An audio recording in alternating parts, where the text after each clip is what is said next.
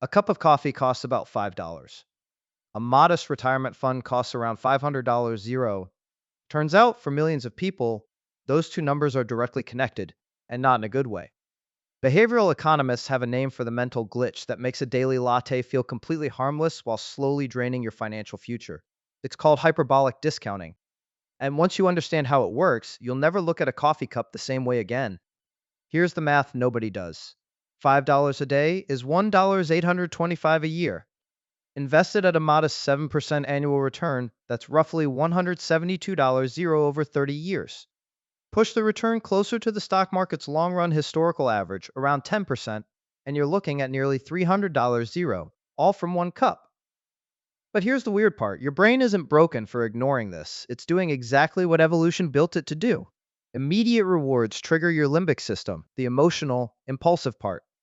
Future rewards activate the prefrontal cortex, the planner. And in that fight, the limbic system wins. Every single morning. The real trap isn't the coffee. It's mental accounting, a concept Nobel laureate Richard Thaler proved decades ago. Your brain runs separate internal ledgers. Coffee money lives in the small pleasures account. Investment money lives somewhere else entirely. Those two accounts never talk to each other. So spending $5 on a latte never feels like skipping an investment because in your mental ledger, it isn't. It's a completely different pile. That psychological wall between accounts is why knowing the math changes almost nothing. The categories feel real even though the money is identical. Researchers McClure, Laibson, and colleagues confirmed this in fMRI studies.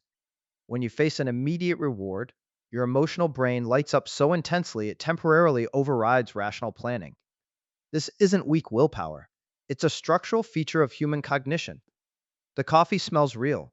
Retirement is abstract. Concrete always beats abstract. Add status quo bias, our deep preference for keeping things exactly as they are, and the habit locks in. Behavioral economist William Samuelson found that the more options we have, the stronger our attachment to the default. Your morning coffee isn't just a habit, it's a psychological anchor. Imagine someone we'll call Selene, 26, starting her career buying a daily latte. She tells herself, it's just $5. What difference does it make? That's not laziness. That's a few biases stacking up at once. The amount feels too small to register as a real decision.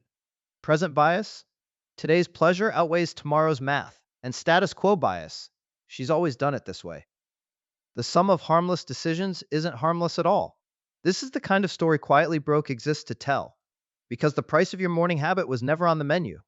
Imagine someone we'll call Selene, 26, starting her career buying a daily latte.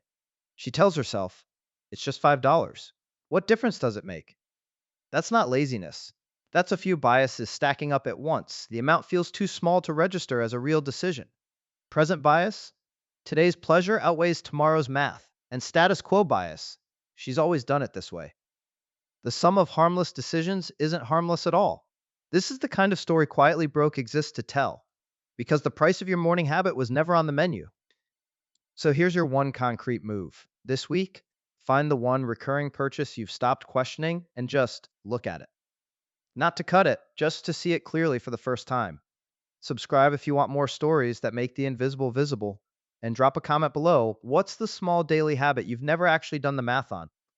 If this hit close to home, share it with someone who swears their daily spending is totally under control. This video is for general educational and entertainment purposes only. It is not financial advice.